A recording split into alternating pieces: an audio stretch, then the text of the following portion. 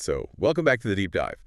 I have to start today's topic by admitting something that is honestly a little embarrassing. Oh, I am always ready for a slightly embarrassing story. Yeah. Please share what happened. Okay, so picture this. It was last week, maybe Tuesday night, Mm-hmm. and I was just relaxing on my couch after a pretty long but, a good day. Right. Had a cup of tea, I was wrapped up in a blanket, and I was just totally happy with my evening and my life in general. Sounds perfect. Right, and I was just casually scrolling through my phone, just that mindless scrolling we all do to unwind. Oh, yeah, the classic evening routine. Exactly. Yeah. And then I saw a post from someone exactly my age, a person I went to school with a really long time ago. Okay. They had just bought a house. Ah. And it wasn't just a quick, text update. Right. They posted this picture holding these shiny new keys, standing in front of this absolutely perfect dark wooden door with, beautiful glass panels. Oh, I can picture it. Yeah, and there were flowers on the porch. And I am not joking. For about 4 full minutes, I just stared at my phone. I genuinely felt like I was completely failing at life. All that peace from my evening, it just vanished. Just from seeing one single photo of a door and some keys. Yes. But here is the most ridiculous part, and this is why I say it's embarrassing. Mhm. I don't even want to buy a house right now. Wait, really? No. Oh. I actually really like renting. I like, not having to fix the roof when it breaks. Fair point. Yeah. And I definitely don't even like the neighborhood where this person bought their house. It's way out in the suburbs, way too far from the city for my lifestyle. Right. So if you look at it logically, it makes absolutely zero sense for me to be upset, but it still hit me right in the stomach. My chest actually felt tight. Oh, wow. Why did it feel so incredibly heavy? I completely understand that feeling. And I can guarantee that everyone listening has felt that exact same wave of emotion. Really? It's not just me. Oh, definitely not. It is a very, very human experience. Because what's fascinating about your reaction is that it was never actually about the house. It wasn't. Because I spent a good 10 minutes afterward looking at real estate apps trying to see if I could afford one. You were trying to solve a psychological problem with real estate. Yeah, pretty much. No, it was never about the bricks and the roof. When we see things like that beautiful wooden door, it triggers this quiet, very uncomfortable feeling deep inside of us. It's the sudden, honestly terrifying feeling that everyone else somehow received the secret instructions for how to live life properly. Oh my gosh. And you just completely miss the meeting. Wow. Okay, let's unpack that because that is uncomfortably accurate. That is exactly what it felt like. It felt like, everyone else is moving forward. They're hitting these big adult milestones, and I'm just sitting still on my rented couch. Right. You didn't want the house. You wanted the certainty that the house represented. Exactly. And I think that brings us perfectly to the mission of our deep dive today. Yeah. We pulled together an amazing stack of sources for this one, right? We did, yeah. We're looking at some fascinating research from evolutionary psychology, some really eye-opening analyses on how social media algorithms actually function, and a few behavioral science articles. And our mission today is to figure out this whole concept of comparison. Like, why do we constantly compare ourselves to others? Why does it hurt a lot more than it logically should? Yeah. And the biggest question of all, can we actually stop doing it? Well, I'll give you a little spoiler alert right now. Okay. We probably cannot stop completely.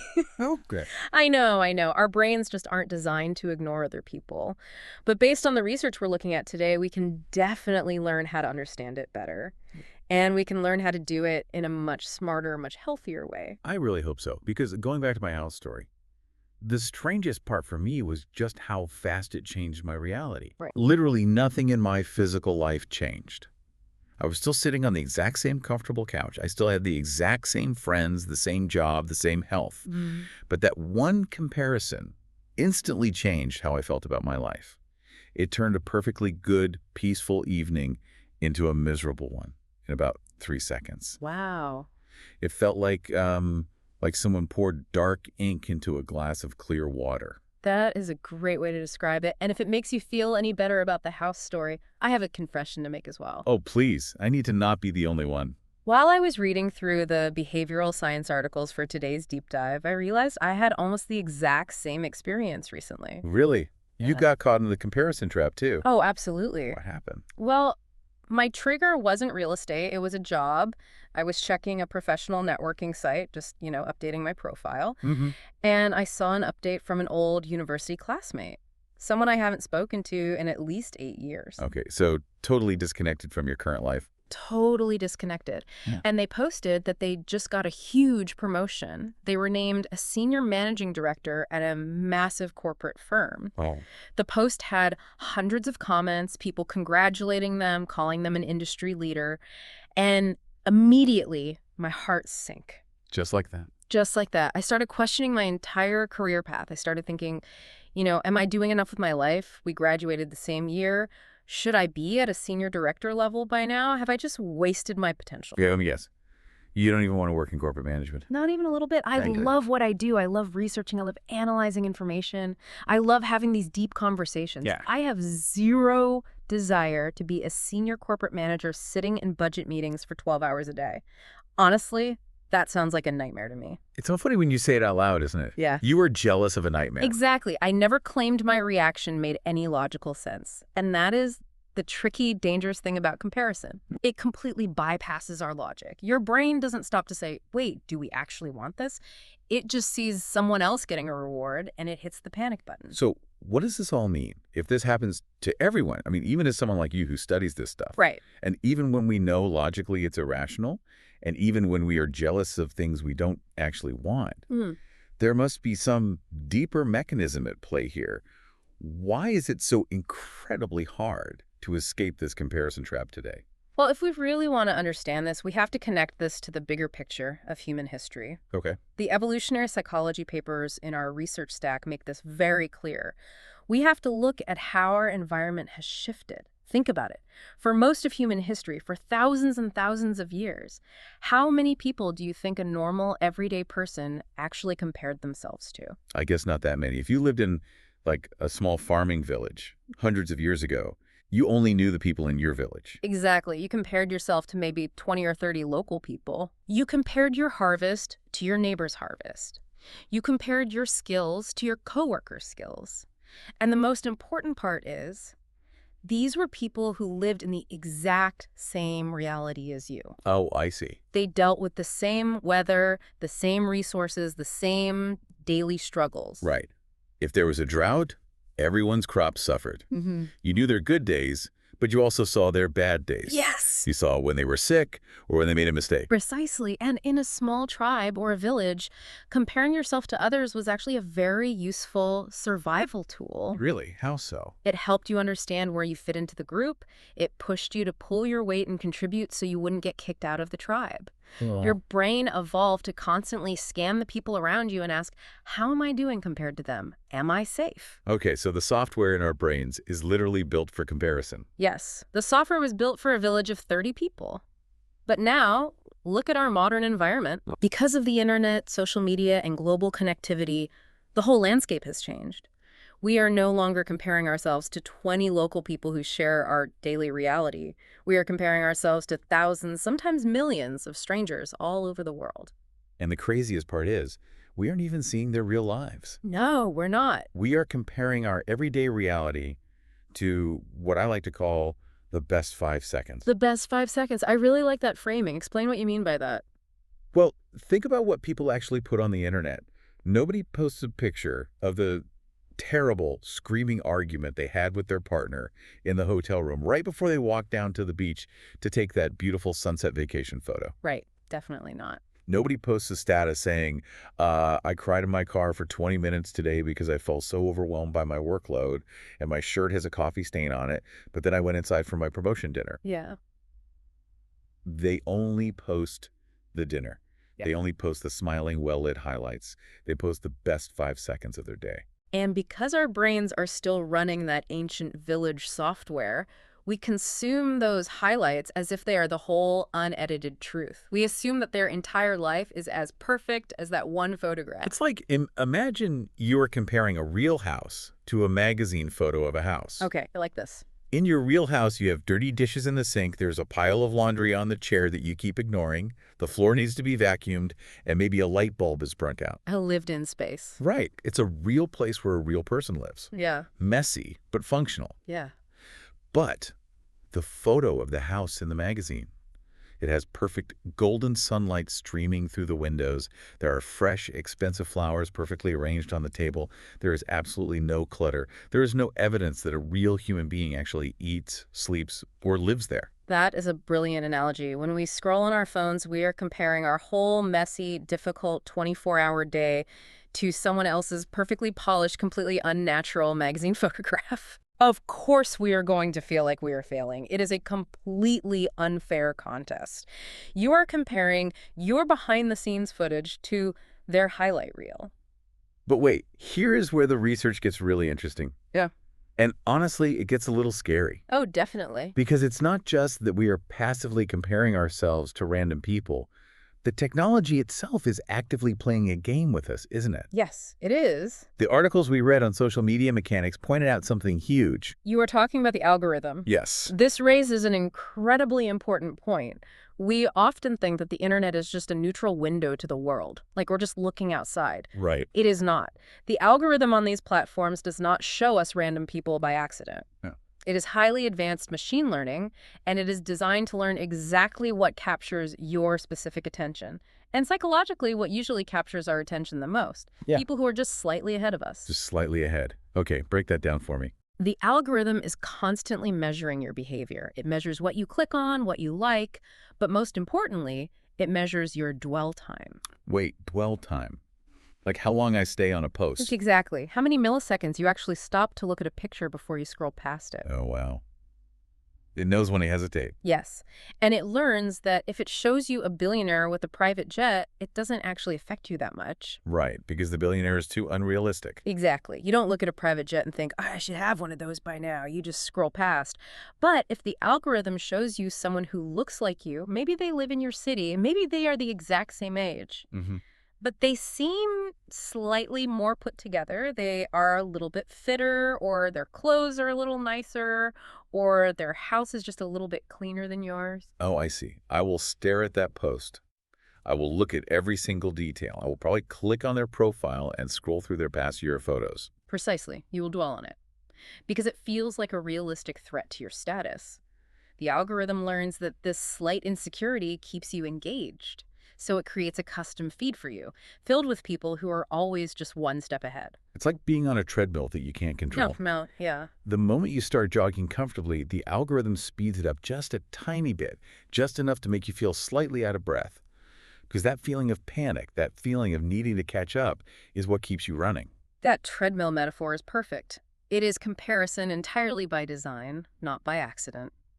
The platforms use our evolutionary instinct to compare, and they weaponize that quiet feeling of falling behind just to keep us watching the screen a little longer.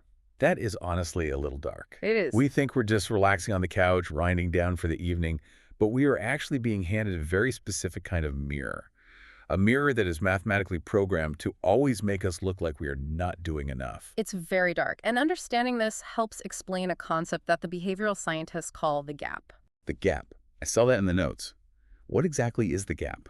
Think about what is actually happening in your mind when you feel that heavy, sinking feeling. The bad feeling doesn't actually come from the other person's success. It doesn't. No. The other person buying a house doesn't physically hurt you. True. The bad feeling lives in the gap between two very different things.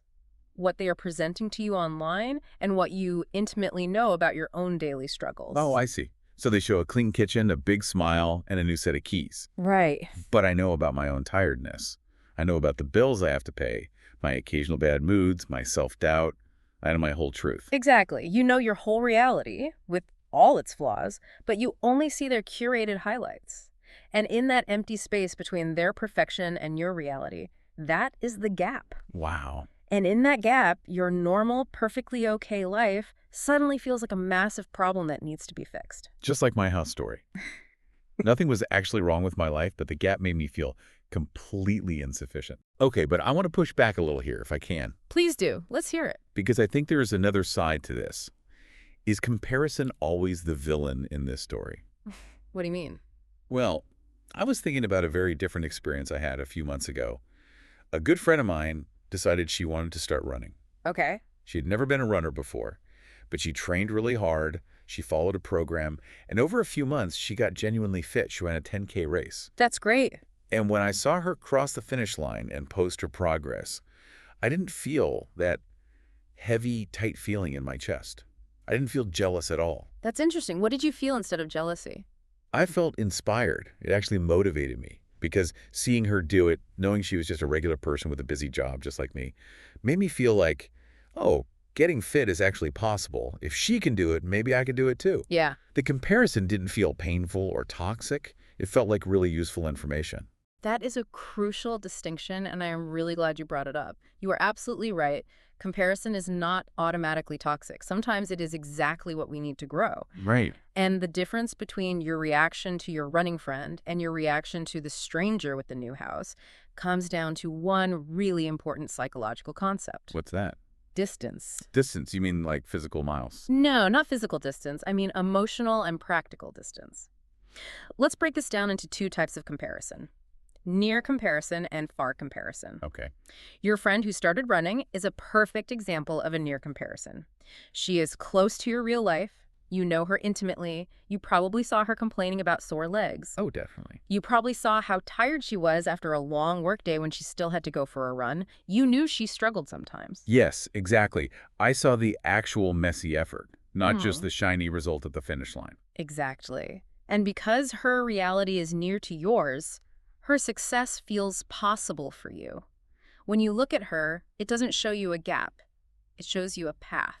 Oh, I like that. A path. Right. It gives you a realistic, practical next step that you can take in your own life. You can ask her what shoes she bought or what apps she used. I love that distinction. A path, not a gap. It gives you a direction to move in. So what about far comparison? Far comparison is when you look at the stranger's perfect mansion online. Or when you look at a fitness influencer who works out 6 hours a day and never seems to sweat or look tired. Yeah. The distance between your reality and their presentation is just too great. It is too far away to be useful. Right, because I can't ask the fitness influencer for advice. They have a personal chef and a home gym, and I have a microwave and a yoga mat. Exactly. A far comparison doesn't give you a next step to take. It doesn't show you a path. It just highlights the gap. It leaves you feeling small, stuck, and overwhelmed. It leaves you with this quiet, heavy feeling of, why not me? Why is it so easy for them and so hard for me? And that is such a dangerous place to be mentally, because that quiet why not me feeling can very easily turn into resentment, can it? Yes, that is the real danger. When we sit in that gap for too long, it ferments. It turns into bitterness. And nobody wants to feel bitter.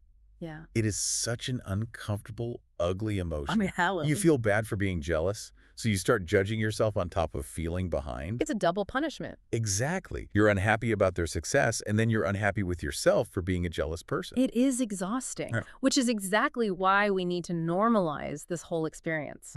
As we've discussed, human brains are quite literally wired to compare. It is a survival mechanism. Telling yourself or telling a friend, just stop comparing yourself to others. It's terrible advice. It's impossible advice. It's like telling someone, just stop breathing for a few hours. Exactly. You cannot turn off your brain's natural programming. The goal of this deep dive and the goal of healthy psychology is not to never compare. The goal is to notice when you are doing it, to recognize if the algorithm put you on that treadmill, and to ask yourself if the comparison is fair. That makes so much sense. Yeah. We need to be aware of the distance. Is this showing me a path, or is this just showing me a gap? Yes. Okay, so if we accept that we cannot stop doing it completely, how do we handle it better? What are some practical, real-world steps we can take when we feel that heavy comparison dragging us down? Based on the behavioral science in our sources, there are 3 highly effective practical strategies we can use. The first strategy requires a shift in who you choose as your point of comparison. Okay, I actually have a trick I started using for this a while ago. Whenever I catch myself feeling small because of some incredibly successful stranger on my screen, I force myself to stop, close the app, and compare myself to my past self instead. That is an excellent scientifically backed strategy. Why does that work so well for you? Because I look at who I was exactly 1 year ago, and I ask myself, am I doing better than that version of me? And honestly, usually the answer is yes. It might be a really small thing. Maybe I'm reading more or cooking a bit healthier, but it feels like a much fairer fight. I am not competing with a stranger's perfect sunlit magazine photo. I am competing with my own normal Tuesday from a year ago. I love that phrase, a fairer fight. It is profoundly true. When you compare yourself to a stranger, you're completely ignoring all of your own context. Right. You don't know their starting line, and they don't know yours. But when you compare yourself to your past self, it suddenly highlights all the small, incremental progress that we usually ignore. Exactly. It highlights the boring progress, the small progress that nobody claps for on the internet. Right. Things like being a little bit calmer during a stressful conversation at work than you would have been last year, Yeah. or not giving up on a difficult task quite as quickly, or finally learning how to set a boundary with a difficult family member. These things don't look glamorous in a photo. You can't post a picture of emotional growth, No, you can't. but they are massive, fundamental improvements in your real life. So the first practical step is compare yourself to your past self to get a fairer view. What is the second strategy? The second strategy is about actively controlling your environment. We can call it quiet quitting your social media feed. Oh, I do this too. Oh, But it took me a long time to learn how. tell me about that. Basically, if I realize that a certain account always makes me feel that tightness in my chest, even if the person is perfectly nice, even if they aren't doing anything wrong, I just quietly unfollow them. I don't make a big dramatic announcement. I don't leave a mean comment. I just remove that specific mirror from my daily routine. That is highly effective for protecting your mental health, but I know a lot of people struggle to actually do that. I used to really struggle with it. I actually had a lot of guilt around this. For a long time, I wouldn't unfollow those accounts because I felt like it was rude, Right. especially if it was someone I vaguely knew from college or a friend of a friend. My internal monologue was, well, it's my own fault that I'm jealous. They are just sharing their joy. I shouldn't punish them by unfollowing them. I should just be a better, more supportive person. That is such a common feeling, and it is a very empathetic way to look at the world. But it is based on a fundamental misunderstanding of what your social media feed actually is. What do you mean? Your feed is not a moral duty. It is not your job as a citizen of the world to constantly consume everyone else's updates. Your feed is your personal mental space. Your feed is your mental space. I really need to write that down. That is a great way to reframe it. Think of it like a room in your physical house. If there was a painting hanging on the wall in your living room, and every single time you looked at it, it made you feel depressed or anxious, what would you do? I'd take it down. You would take it down, right? You wouldn't leave it there and say, I just need to be a better person so this painting doesn't make me sad. Right. You wouldn't feel guilty about being rude to the painting. You are absolutely allowed to protect your mental space. Quietly curating what you allow into your brain every day is a healthy, necessary boundary. That makes me feel so much better about the unfollowing I've done. It's just taking down a painting that makes me sad. Exactly. Okay, so we compare to our past self, and we curate our feed to protect our mental space. What is the third strategy? The third strategy requires a bit more self-reflection. When you feel that sudden wave of jealousy hit you, instead of just feeling guilty about it, ask yourself, what is this comparison actually pointing at? What do you mean by pointing at? Like an arrow. Yes, exactly like an arrow. Sometimes a strong feeling of comparison is actually a very useful clue from your subconscious. It might be pointing at a real goal or a true desire that you have been ignoring. Oh, interesting. For example, let's say you see someone post about finishing a really difficult certification course for their career, and you instantly feel deeply jealous. Ask yourself, am I actually angry at them? Or am I just frustrated with myself because I have been procrastinating on my own studies for 6 months? Oh, wow. So the jealousy is just a mask for self-frustration. It is a signal that I need to take action in my own life. Exactly. In that case, it is incredibly useful information. It shows you what you actually value. But you also have to ask the opposite question, which is this pointing at a real goal, or is this just noise with my name on it? Noise with my name on it. That Yeah. perfectly describes my house story. Yeah. I felt so jealous, but when I really sat down and investigated it, the arrow wasn't pointing at a house. I genuinely don't want a house. The comparison was just noise. I just wanted the feeling of certainty and success that they seem to have in the photo. Precisely. You investigated the feeling instead of just letting it torture you. If the arrow points to a real goal, use it as motivation, just like you did with your friend who started running. It shows you a path. But if you investigate it and realize it's just noise, you can recognize it as the algorithm playing tricks on your evolutionary software, and you can just let it go. That is incredibly practical. Don't fight the feeling, just investigate it like a detective. Exactly. You know, throughout this whole discussion, I have been thinking about something that comes up a lot with people who are learning English. Oh, what's that? We all experience these really complex, heavy emotions like the gap or that quiet anger or feeling like we are falling behind. But putting them into words, especially in a second language, is incredibly difficult. It really is, yeah. It is so easy for learners to just default to saying, I feel bad or I am sad. But bad doesn't really capture what we're talking about today, does it? No, it doesn't. Bad is too broad. It could mean you have a stomach ache, or it could mean you are grieving. Mhm. When we don't have the precise vocabulary to describe our emotions, we often feel even more trapped by them. Exactly. So I want to do a little word tour. Let's take some of the concepts we've talked about today and look at how native speakers actually express them. Sounds great. For instance, when I saw that photo of the house, if I just told a friend, seeing her house made me feel bad. Mm. It sounds a bit childish. Yeah. How can someone express that specific, heavy feeling of not measuring up? The perfect word for that is inadequate. Inadequate. I like that. It feels very precise. It is. It's an adjective, and it means feeling like you are not good enough or not capable enough for a situation. It is the direct opposite of feeling confident or capable. Okay, so inadequate. Let's look at another one. What about the reason people post these highlight reels in the first place? If I say, I post pictures just to feel good about myself. It's true, but it sounds a bit basic. What is the deeper psychological term for that need? The word you're looking for is validation. Validation. That is a very powerful noun. It refers to the feeling of being accepted, approved of, or recognized by other people. In the modern world, we often seek validation externally, like through likes or comments, instead of trusting our own internal sense of worth. Validation. Perfect. Speaking of things that are hard to admit, what about that dark feeling we discussed earlier, the far comparison, when you look at someone way ahead of you and you just feel angry? But if I say, I feel angry when my friend does better, I sound like a terrible toxic friend. And as we discussed, it usually isn't pure explosive anger anyway, it is something deeper. The word for that feeling is resentment. The resentment, that is such an important noun to know. It is a very specific emotional state. It is that quiet, bitter feeling of why not me? Anger is usually loud and short, it flashes and then goes away. But resentment is quiet, and it stays with you for a long time. I've always thought of resentment as anger that has been sitting in the fridge for a week. That's a good way to put it. It just slowly goes bad. Okay, let's move to the solutions. When we talked about the strategy of comparing yourself to your past self, a learner might say, comparing to my old self is better than comparing to strangers. It's grammatically fine, but it lacks punch. What is a better word to describe what you gain from doing that? What you gain is perspective. Perspective, meaning your point of view or your ability to see the whole picture accurately. Exactly. When you are caught in a cycle of toxic comparison, you lose your perspective. You only see the gap. So perspective brings you back to reality. Yes. Okay, I have one more scenario. What about when you look at that billionaire or that fitness influencer, and instead of feeling inspired, you just feel like quitting?